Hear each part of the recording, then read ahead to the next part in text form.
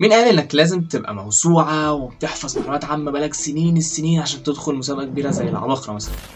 الكلام ده مش مظبوط. هتكلم النهارده عن طرق تحسن بيها نفسك في المعلومات العامة بشكل عام وانواع المسابقات المختلفة بشكل خاص، وهتكلم عن تجربتي الشخصية في اخر الفيديو بمحاسنها بمساوئها بكل حاجة لو حد حابب يسمعها يعني. بس كنبذة سريعة عشان تبقى عارف ان انا بتكلم عن خبرة مش بهري وخلاص. انا كنت في الدفعة اللي دخلت مدرسة فيكتوريا كوليدج العباقرة مدارس على مستوى جمهورية مصر في الموسم السادس، واخدنا مركز تاني الحمد لله. وجبنا لإدارة المنتزه مركز أول على مستوى إدارات اسكندرية التعليمية، الكلام ده كان من 5 سنين تقريبا. ولكلية طب مركز أول في مسابقة معلومات عامة من 3 سنين. بس بصراحة آخر واحدة دي أدائي فيها ما كانش أحسن حاجة، وهوضح برضو ليه قدام. ندخل على طرق ومصادر المعلومات العامة وإيه مميزات وعيوب كل واحدة. تقسيمة شخصية ليا بحب أقسمهم لنوعين كبار. النوع الأولاني هو النوع بتاع إن أنت واخد راحتك خالص، أنت مالكش مسابقة أو أي حاجة، أنت حابب تكون الشخص مثلا اللي بيعرف يتكلم في أي موضوع في قعدة القهوة مثلا، أو الحد اللي بيحب يناظر ويتناقش عن علم. يعني مثلا حد بيقول لك نادي كذا هو اجمد نادي في الدنيا ومش عارف ايه، فانت بتراجع مثلا الاحصائيات اللي في دماغك، خد كام كاس في كذا، خد كام كاس في كذا في كذا، وتعرف ترد عليه في نفس الموضوع بتاعه بالارقام. المصادر هنا هي اولا انك تقرا مقالات او اخبار او كتب متخصصه، يعني بلاش الحاجات اللي تحت عنوان معلومات عامه، وهوضح اكتر ليه في الطريقه التانيه بعد كده. ثانيا انك تتفرج على افلام وثائقيه زي بتاعه ناشونال جيوغرافيك مثلا، او فيديوهات علميه ليوتيوبرز، بس اهم حاجه تاكد من المصادر اللي بتتقال في الفيديو ده، مش اي شويه مقالات ومحطوطه على بعض الفيديو وخلاص، زي مثلا سلسله مخابرات الخرافات على القناه مثلا. ثالثا انك تسمع بودكاست لناس خبراء في الموضوع، بيبقى كانك قريت كتاب صغير حرفيا. رابعا انك تتكلم مع ناس بتحب تقرا برضه، تتبادلوا المعلومات اللي كل واحد عرفها وكل واحد يستفيد من التاني. بس تاني الطرق دي مش هتكون احسن حاجه لحد عنده مسابقه كمان كام شهر مثلا ناوي يدخلها. وده يدخلنا على تقسيمتي للنوع التاني، الطرق بقى الموجهة أكتر شوية. الطريقة الأولى هي البديهيات، طريقة جوجل وراجع، إنك تفتح جوجل تكتب معلومات عامة أو تجيب كتاب تحت عنوان 500 معلومة عامة ستدهشك. بس الطريقة دي فيها مشكلة كبيرة جدا، زي إنك ضامن منين مثلا إن المعلومات اللي أنت لقيتها على منتدى عطيات مثلا صح. فانت مضطر ان انت تاخد كل معلومه تراجعها، وبعد ما تتاكد انها مظبوطه تروح جاي مثلا واخدها كاتبها في كراسه ليك، بحيث ان دي تبقى المرجع الاساسي بتاعك انت. طب وكتب المعلومات العامه اكيد صح طبعا ولا ايه؟ لا برضه، حتى كتب المعلومات العامه اللي كنت بفتحها كان بيبقى فيها غلطات. الغلطات دي ساعات قليله بتكون بسبب ان هم مثلا نقلوا من موقع معين من غير ما يراجعوا اللي هم شافوه، او الاغلب انها بتكون معلومات خلاص بقت منتهية الصلاحية. يعني مثلا المعلومات الرياضية، مين اكتر نادي حصل على كاس كذا مثلا، المعلومات دي بتتجدد كل سنة. او حاجة مثلا زي اطول برج في قارة كذا، برضو مع لما تعدي سنين كتير في دول ساعات بتبني وتعلي وهكذا، فبتختلف التصنيفات دي. طب هل الطريقة البديهية دي مفيدة اصلا في المسابقات؟ الحقيقة على حسب. يعني مثلا المسابقات اللي فيها فريق تحضير قوي رغم انها مش هتكون مفيدة قوي فيها، لان عادة الفريق بيحضر او بيدور على معلومات بشكل متخصص شوية، مثلا خبر جديد نزل، حد لسه فايز بميدالية، فبيروح جاي كاتب ده كسؤال على طول. لكن ممكن تفيدك بشوية معلومات لطيفة، وممكن تكون خطوة بداية تفتح لك مثلا افكار اسئلة جديدة او افكار معلومات جديدة تدور عليها. والمفاجأة بقى، الطريقة دي هتخليك أجمد واحد في مسابقات المعلومات العامة الصغيرة، يعني مثلا زي اللي بتتعمل على مستوى الجامعة بتاعتك، لأن عادة بيبقى شخص واحد أو اتنين مثلا اللي بيقعدوا يحضروا الأسئلة، فبيبقى فيه استسهال السنة، أو عشان يوفروا وقت بيروحوا جايين مدورين بشكل عام وجايبين المعلومات بشكل عام يعملوا منها أسئلة وهكذا، خلاص كده. عشان كده قلت إن دوري في المسابقة دي ما كانش أجمد حاجة، لأن في معلومات كتير أوي أنا ما بحبش أحفظها هنا. يعني مثلا اسم أنثى الضفدع مثلا، ليه مش ضفدع وخلاص ليه؟ المهم الطريقة التانية هي الطريقة المتخصصة شوية، انك تفكر بطريقة تفكير فريق الاعداد. وحاسس ان نقلنا كفريق من طريقة جوجل وراجع للطريقة دي حسن كتير قوي، وكان من اسباب او من اهم الاسباب اللي ساهمت ان احنا وصلنا للنهاية العباقرة قبل كده. الموضوع ببساطة هو انك تستخدم الهندسة العكسية على سلك المسابقة، وهتكلم دلوقتي على شوية أمثلة لمعلومات مشهورة على سبيل المثال، مش الحصر في كل مجال، قبل ما ندخل في الطريقة التالتة. الجغرافيا مثلا، لو شفت سؤال بيقول ما هو ثاني أطول جبل في قارة آسيا، فأنت كده هتفكر أنا كده المفروض أعرف أطول 3 جبال مثلا في العموم، وأطول 3 جبال في كل قارة.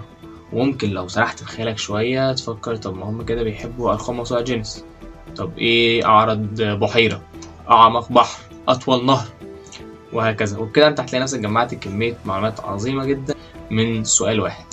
التاريخ هتلاقي فيه تركيز على التاريخ المصري واحداثه المهمه، في برضو اسئله على المعارك المشهوره في الحرب العالميه مثلا، والسؤال بيبقى اكتر عن الحدث نفسه. لكن التاريخ مش بيتسأل عادة غير لو حاجة مشهورة قوي أو سهل تخمينه زي سنة 2000 مثلا، ودي حاجة أحترمها جدا بصراحة. الأدب، إيه الأدباء اللي بيتذكروا كتير سواء عرب أو أجانب، إيه أشهر أعمالهم، وإيه الأعمال المشهورة حاليا بشكل عام. والعلوم مثلا ممكن تلاقيه فيه تركيز ساعات على الجدول الدوري مثلا، أسماء الفوبيا وأنواعها، إيه معنى كل نوع. أما مجالات الفقرة التانية اللي بقت نص فقرة دلوقتي لسبب ما، وأنا شدت فريق العباقرة لو حد منهم شاف الفيديو ده أصلا إنها ترجع تاني تاخد حقها عشان هي أجمل فقرة حرفيا، كفاية إن فيها خطط ذهنية يعني. المهم نبدأ بالمعلومات العامة، وهتلاقي حاجات زي مثلا عملة الدول، عدد ألوان الأعلام، مش عارف أول رئيسة وزراء مثلا كده يعني. أما المجال الأعظم من وجهة نظري هو القدرات الذهنية، تتمرن على حل مسائل، فوازير، تتابعات أو سيكونسز. وأكتر حاجة بحترمها في القدرات الذهنية بتاعة العباقرة هو إن جزء كبير جدا من المسائل بالذات في المواسم القديمة لما كنت بتابع دايما، هتلاقي إن ليها طرق حلول أسرع بكتير، تختصر عليك خطوات وتخليك تحلها أسرع من العادي، بس طبعا لو قدرت تلقطها وسط الضغط والتوتر اللي الواحد بيبقى فيه يعني. ممكن ابقى اعمل فيديو مخصوص عن ده لو لقيت حد مهتم بحاجه زي كده اصلا. الرياضه، مهم تكون عارف الرياضيين المصريين المشهورين في رياضتي مثلا، ايه اكتر نادي كسب كاس معين، او انك تكون متابع كره قدم بشكل عام يعني، وعشان كده ده عمره ما كان تخصصي عامه يعني. التكنولوجيا، تعرف لوجوهات البرامج بتاعت الشركات المشهوره، ممكن برضو تعرف الاختصارات بتاعت كلمات مشهوره زي مثلا مكنه ATM، يعني ايه ATM. برضو الشورت كاتس بتاعت الكيبورد، يعني مثلا لو دوست كنترول سي انا كده بعمل كوبي، طيب لو دوست كنترول اكس يبقى بعمل ايه، لو دوست كنترول زد هيعمل ايه، وهكذا. اخر حاجه الفنون اللي بعيده السن عن موضوع الفيديو بس هحاولها بالمره، السينما والمسرح، تشوف ابطال الافلام بتاعت اوسكار حوالين السنه اللي انت فيها.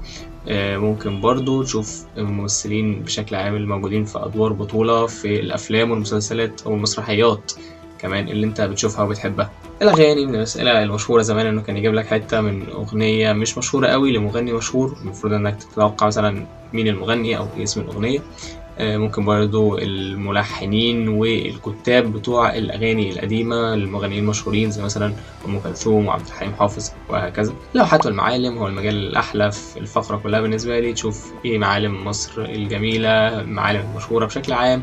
وفي اللوحات تشوف اللوحات بتاعت الفنانين المشهورين، ايه الحاجة اللي بتميزهم، عشان لما تشوف لوحات شبهها تقدر تخمن اللوحة دي مين اللي رسمها. طبعا التخمين مش دايما بيجي صح. تعد لوحة كليوباترا لأحد أشهر الرسامين الإيطاليين، فما اسمه؟ دافنشي، ليوناردو دافنشي. دافنشي إجابة خاطئة. دافنشي غلط، مش دافنشي. سرعة البديهة بتبقى أسئلة بتعتمد على سرعتك بشكل عام، يعني مثلا عاصمة أوروبية تبدأ بحرف كذا مثلا، أو فيديو والمفروض إنك وأنت بتشوف الفيديو بتتوقع إيه أبعد سؤال ممكن تتسأله في الفيديو ده حرفيا. وتاني اللي فات ده كان أمثلة مشهورة قوي في المجالات المختلفة بالذات يعني في المواسم القديمة اللي إحنا كنا بندخل فيها، لكن طبعا مستحيل نحصر كل المواضيع في فيديو. الطريقة الثالثة والأكثر متعة بالنسبة لي هي اللعب والمسابقات بشكل عام، ودي بتنمي عندك مهارة مهمة جدا في مجال ملوش أول وآخر زي مجال المعلومات العامة، وهي مهارة التخمين بناء على معرفة.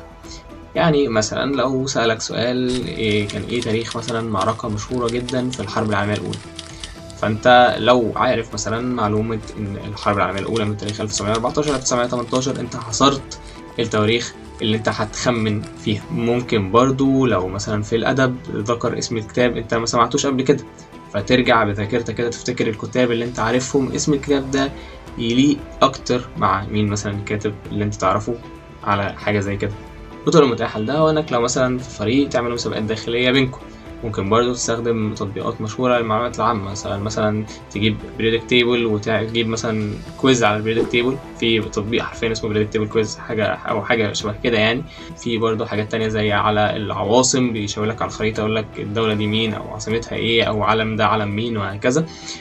في برضو تطبيق مشهور جدا بالعربي هو سيف المعرفة، كنت لعبة انا كنت بحب العبها جدا زمان. مش عارف هل في حد ممكن يبقى فاكرها ولا لا، بس هي تقريبا لسه عايشه يعني لو حد حابب يلعبها. تجربتي الشخصيه بقى، دخلنا بالمدرسه ازاي، ايه اكبر الغلطات اللي احنا عملناها، وازاي حسنت من مستواي من حد يعني اهتماماته والحاجات اللي كان بيقرا فيها كان عاده يا اما روايات يا اما حاجات دقيقه قوي زي مثلا سايكولوجي او علوم السلوكيه بشكل عام، لحاجه واسعه قوي قوي زي المعلومات العامه. الحكايه بدات ان انا وصاحبي محمود فريد كان نفسنا قوي ندخل برنامج العباقرة، واتفقنا في الاخر ان احنا هنيجي على اولى ثانوي وندخل نكلم اداره المدرسه اننا هنعمل مسابقه بين الفصول ومنها هنطلع الفريق. وفعلا حصل وعملنا المسابقه. يعني بصراحه اسئله المسابقه ما كانتش احسن حاجه خالص، يعني احنا كانت بنشتغل بطريقه اللي هو يسيرش معلومات جغرافيا عامه، خلاص لقينا معلومات جغرافيا عامه نطلع كام سؤال، يعني ما كانتش الاسئله احسن حاجه بس هي مشت. وكونا الفريق من 8 ولسه يعني معظمنا لسه اصحاب لحد دلوقتي. المهم بدأنا تايهين خالص، بدأنا بطريقة إن إحنا نجوجل معلومات عامة ونجمع المعلومات ونقعد مثلا كنا ساعات نلعب مع بعض مسابقات وهكذا، لحد ما اكتشفنا إن في معلومات كتير إحنا بنجيبها ما كانتش دقيقة أو مش مظبوطة قوي، فبدأنا إن إحنا جوجل بقى ونراجع والحاجات اللي بنراجعها نكتبها. فضلنا نحسن بقى من طريقة تدويرنا على المعلومات وإننا نشوف إيه كل مجال الحاجات المشهورة اللي بتيجي فيه، نركز على إيه في كل مجال وهكذا. وبالمناسبة برضه صح فاتنا ميعاد أول تقديم عشان ما كناش متابعين قوي وبلغنا المدرسة متأخر، بس الحمد لله إن ده حصل، لأن لما ده حصل وقدمنا في الموسم بقى اللي بعده اللي هو الموسم السادس كنا كملنا تقريبا حوالي سنة نتدرب مع بعض، اختلفنا كتير وقسمنا المجالات على بعض وحسنا من طرق التدوير بتاعتنا. بس طبعا يعني عشان نقطة برضه تقسيم المجالات احنا كان كله بيقرا في كله أكيد عشان ضربات الجزاء، بس كان في يعني حاجات معينة بنركز فيها. أنا مثلا كنت بركز في مجالين معينين في الفقرة التانية، مجالين معينين في الفقرة التالتة، بالأخص كانت القدرات الذهنية، كنت بقعد أجمع بقى ماستريكس بقى ومش عارف أحل فوازير واتدرب بقى وهكذا. وفي مدرسين كتير من المدرسة ساعدونا حقيقي ربنا يكرمهم كلهم، ودخلنا واخدنا المركز التاني ساعتها الحمد لله. وبالمناسبة الموسم اللي بعده اللي هو الموسم السابع طبعا عندنا من التصفيات بسهولة، ولكن ما توفقناش من الدور ال 32 عشان سببين. اولا كده المدرسة اللي ضدنا كانوا جامدين جدا ويستحقوا الفوز ده اكيد، وثانيا حاجة خلي بالكم منها قوي وهي ان كان في بعض الناس بقى عندهم ثقة فردية عالية شوية، فيعني ما كانش فيه نفس التشاور نفس التدريبات التقيلة قبل الماتش وهكذا، فخلي بالكم من النقطة دي عشان الغرور وحش عامة في الحياة يعني. المهم بين الموسم السادس والسابع إدارة المنتزه طلبتنا في مسابقة اسمها الجهبذة. هي فكرتها إنها مسابقة معلومات عامة مستوحاة من فكرة العباقرة بس على مستوى الإدارات التعليمية بتاعت محافظة اسكندرية. الفرق كان إن المعلومات تحتها كان المعلومات اللي تلاقيها على جوجل لما تكتب معلومات عامة. ما كنتش يعني كان مساهمتي ما كانتش اقوى حاجه في المسابقه دي عشان انا ما كنتش بهتم قوي بالمعلومات دي بصراحه، بس الميزه بتاعت مسابقه الجهبذة عن مسابقه الجامعه على الاقل بالنسبه ليا يعني ان هم كانوا حاطين السؤال الفيصل مش معلومه عاديه او اي حاجه، كانت مساله رخمه شويه. كان مش عارف يقول لك لو 3 حطابين مش عارف بيقطعوا 20 لوح في تلت ساعه، فال9 حطابين هيحتاجوا كام دقيقه مثلا عشان يقطعوا مش عارف 40 لوح، كانت حاجه كده يعني. وانا كنت الوحيد اللي حليتها فكنت مبسوط قوي من نفسي ساعتها يعني، وعشان بتوع هندسه اللي ممكن يقولوا لي يا عم دي عبيطه، احنا كنا في تانية ثانوي وقتها تمام. اما مسابقه الجامعه بقى فما كانش في اي سؤال انا فاكره معتمد على ذكاء او حتى الى حد ما قابل للتخمين، هو انت يا اما حافظ المعلومه من على جوجل وشفتها يا اما لا، فدي كانت حاجه غريبه بالنسبه لي. بس كان فيها اسئله لطيفه زي مثلا ما هي المدينه المعروفه باسم مدينه الشمس مثلا مدينه ثعلبك، وكان في اسئله ما يعني مش عارف ممكن احفظ حاجه زي كده ليه، زي اسم انثى الضفدع، عارف ان انا معلق على السؤال ده بس عشان ده السؤال الوحيد اللي انا فاكره دلوقتي، او عشان برضه المسابقه كانت من 3 سنين يعني. ف ليه ليه متهيألي من الاسباب ان انا فاكر السؤال ده كويس قوي هو ان احنا جاوبناه ضفدع اصلا في الاخر يعني لما ما كناش لاقيين اي حاجه تانية. المهم خلاصتي ليك من كل ده هو انك تاخد بالك من فريق الاعداد، تتوقع الاسئله هتبقى عامله ازاي عشان تبقى عارف تركز قبل المسابقه ازاي، وقدم في مسابقات يعني صدقني مش هتندم خالص. بالاخص العباقرة كانت تجربه ممتعه جدا بالنسبه لي، ساعات انا واصحاب كتير، ساعات انا بشهره مؤقته يعني في ناس بس بتوقفني في الشارع تصور معاك ان الموضوع لطيف عامه، ده غير المعلومات اللطيفه اللي انت هتطلع بيها. وممكن انا كنت مركز ان انا بذاكر عشان المسابقه فنسيت معلومات كتير قوي منهم، مثلا عدد الوان اعلام كتير، عملات، حاجات مش هتفرق قوي معايا في حياتي، بس طلعت بمعلومات تانية كتير انا لسه فاكرها لحد دلوقتي وحاجات مفيده في الاول وفي الاخر يعني، غير ال3 كراسات اللي انا كنت عاملهم مليانين معلومات في فتره التحضير بتاعه العباقرة. ولو حابب تعرف تصحيح للمعلومات المنتشره ما بيننا في مجتمعنا ومش مظبوطه زي مثلا معلومات غريبة عن الكافيين أو أكل البيض وقت البرد، ادخل على البلاي ليست دي. وبس كده، نورت.